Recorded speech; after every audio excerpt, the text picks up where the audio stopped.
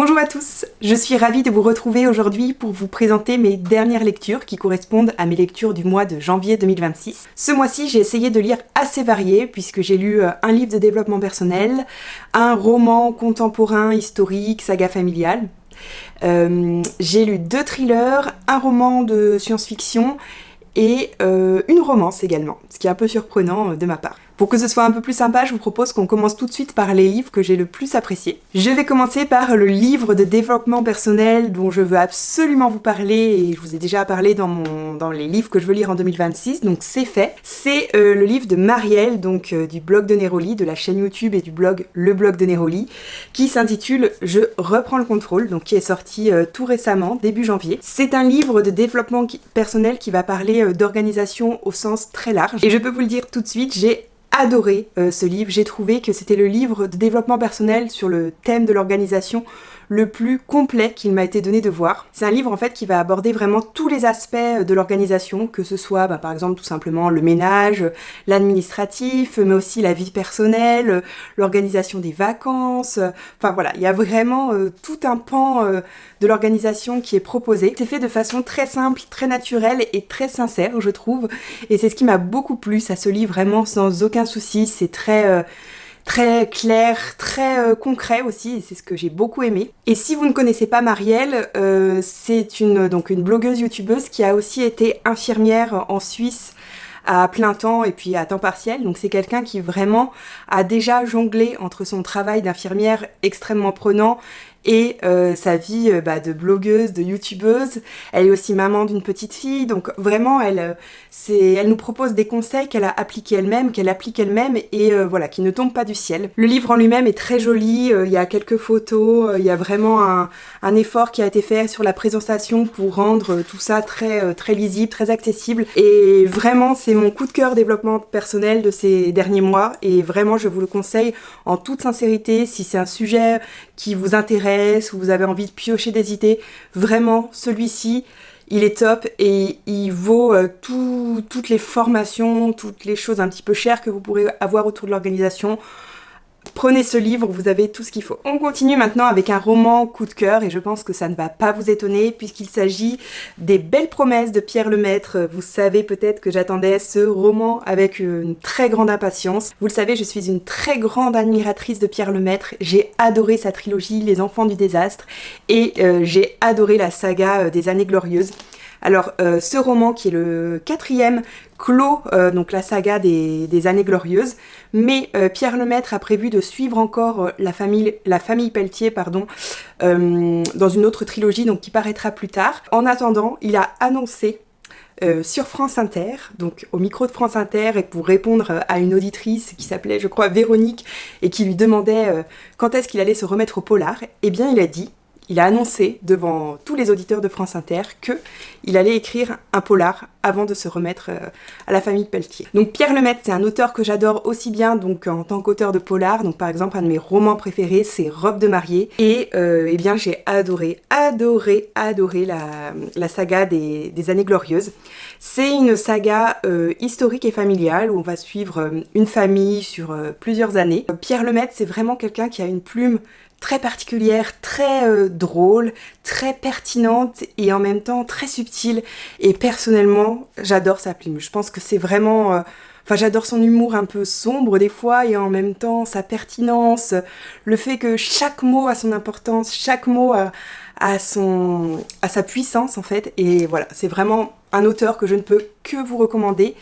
Et juste par rapport à ce tome donc, qui clôt la saga des Années Glorieuses, pour être 100% honnête, j'ai trouvé qu'il était peut-être un peu court. Il est beaucoup plus court que les tomes précédents et j'ai trouvé que la fin était peut-être un petit peu rapide. Il y a le sort de certains personnages, qui est scellé, mais qui arrive un petit peu rapidement. J'ai trouvé ça un petit peu bizarre. J'ai trouvé que ça finissait un peu trop vite, mais c'est aussi peut-être parce que j'adore Pierre Lemaitre, donc je voulais que ça continue encore. Mais voilà, ça reste vraiment excellent.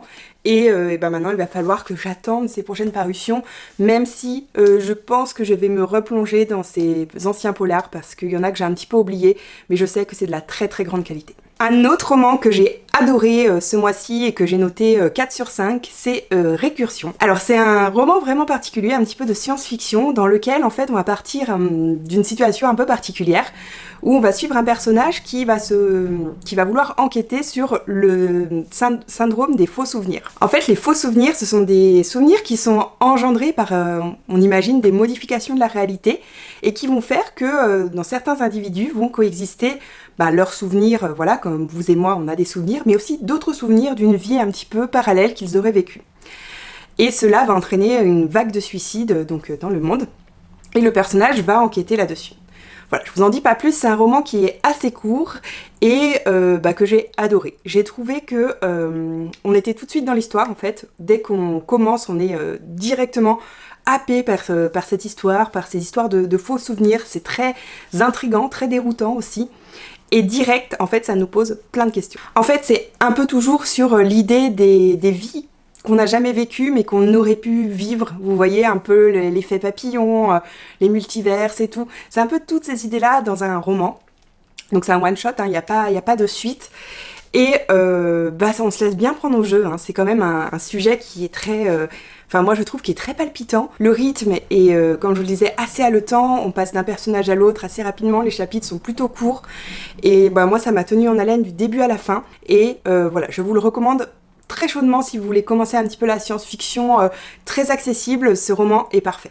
Un autre roman coup de cœur de ce mois-ci, et là il s'agit d'un thriller, il s'agit du Roi du silence de Claire Favant. Alors Claire Favant, c'est une autrice française dont j'entendais beaucoup parler, notamment pour son roman Le tueur intime, que je n'ai pas encore lu, mais qui est quand même une grosse brique, mais que je compte bien lire très prochainement. Dans ce roman, on va suivre des cousins qui vont être liés à la vie par un accident qu'ils ont engendré, voilà, en jetant un caillou par-dessus un pont et qui a entraîné un accident de voiture. Voilà, l'histoire commence là. Et à partir de là, on va suivre un petit peu ces deux cousins à travers leur histoire et leur relation. Et c'est un roman extrêmement sombre, extrêmement violent, donc je vous préviens avant tout. Et surtout, c'est un roman qui est très frustrant parce que on a tellement envie que la justice soit rendue, que voilà, tout le long en fait, je me suis sentie vraiment oppressée par ce roman et j'ai trouvé ça incroyable. J'ai trouvé que l'autrice avait vraiment réussi à faire naître en moi, lectrice, des émotions très fortes et très intenses. Les chapitres sont très très courts. Vraiment, quand on commence ce livre, je pense qu'on ne peut plus l'arrêter parce que on plonge en fait dans un tourbillon de violence, de manipulation aussi, et c'est génial. Donc voilà, si vous êtes des lecteurs un petit peu avertis quand même, parce que comme je vous disais, c'est assez violent, et comment dire, il y a quelques plot twists, mais aussi beaucoup de choses qu'on va découvrir très vite en fait.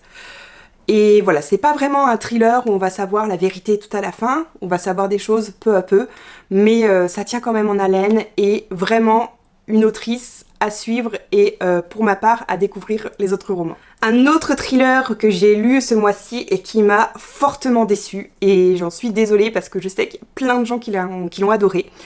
Il s'agit de Love Mom. Donc c'est un roman thriller qui est sorti ce mois-ci. Et alors je sais pas vous, mais moi ce livre j'en entends parler de partout, et c'est pour ça d'ailleurs que je me suis fait influencer. Je ne vois que des éloges. Je ne vois que des commentaires positifs sur ce livre, qui a des plot twists de dingue, qui, une fois qu'on le commence, on peut plus l'arrêter, etc. Alors, très honnêtement, et j'en suis vraiment désolée, mais je me demande si on a lu le même livre. Parce que alors moi, ça ne l'a pas fait du tout. Dans le sens... Enfin, bon, je commence par le début, je vous raconte l'histoire. C'est l'histoire d'une jeune femme qui va voir sa mère, malheureusement, décédée, dans des circonstances un peu étranges. Et après son décès, elle va commencer à recevoir des lettres anonymes dans lesquelles on va lui parler un petit peu de la vie de sa mère, enfin des lettres signées par soi-disant sa mère, où elle va raconter un petit peu sa vie, et puis voilà, elle va apprendre plein de choses. Donc, comme je vous disais, moi ce qui n'a pas fonctionné dans ce livre, c'est que déjà j'ai vu le plot twist arriver très vite.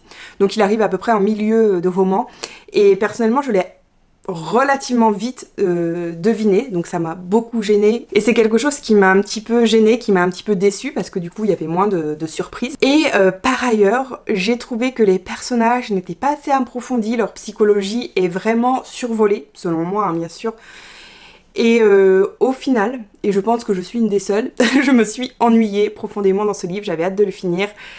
Et bah, j'en suis très déçue parce que voilà, je m'attendais à écouter les avis, en fait, je m'attendais vraiment à avoir un livre que je ne pouvais pas lâcher. Et ça n'a pas été le cas. Donc voilà, je lance un avis de recherche. Est-ce que quelqu'un dans ce monde n'a pas aimé ce roman non plus? Ou est-ce que je suis vraiment la seule? Et pour finir sur un roman beaucoup plus léger cette fois, j'ai lu People We Meet on Vacation d'Emily Henry. Donc qui est un livre dont vous avez peut-être entendu parler en ce moment parce qu'il a été adapté en film sur Netflix, voilà, qui est disponible dès à présent. Je ne l'ai pas encore vu, donc je peux pas vous dire si le film est bien, mais il me semble qu'il est pas mal d'après les premières critiques. Alors vous le savez, ou pas d'ailleurs, mais personnellement je ne suis pas du tout une très bonne lectrice de romance, c'est pas un genre qui m'attire beaucoup. Mais dans People We Meet on Vacation, écoutez, c'était pas trop mal. C'était, je pense que pour une romance, c'est une bonne romance. Donc c'est une romance Friends to Lovers, dans laquelle on va suivre deux amis, donc un garçon et une fille, qui sont a priori, qui ont une personnalité très opposée l'une et l'autre. Et on va savoir dès le début que il va se passer quelque chose qui va changer leur relation, on ne sait pas quoi, on va l'apprendre petit à petit, et on va voir en fait comment leur relation a évolué au fil des années. Donc que vous dire, sachant que je suis pas une très bonne lectrice de romance, je peux pas vous dire si tous les codes, etc. sont là, mais je pense que oui. Je pense qu'il y a ce qu'on appelle la crise des 80%. Il me semble qu'il y en a bien une dans ce roman, même si j'en suis pas sûre à 100%, mais je crois l'avoir décelée. La relation entre les personnages, je l'ai trouvée intéressante. De là à dire qu'elle m'a passionnée, je ne pense pas. Mais voilà, je pense que c'est une bonne romance, je lui mettrais la note de 3 sur 5 si je devais lui mettre une note, et je regarderai le film avec plaisir pour voir comment on peut interpréter cette relation entre deux personnages. Et voilà donc pour mes lectures de ce mois de janvier. N'hésitez pas à me dire si vous avez lu ces livres, si vous avez aimé ces livres, notamment Love Mom, hein, voilà, je cherche quelqu'un qui ne l'aurait pas aimé, comme je le disais. Si jamais c'est votre cas, merci de vous manifester. Je vous remercie pour votre attention, je vous souhaite de bonnes lectures et je vous dis à bientôt.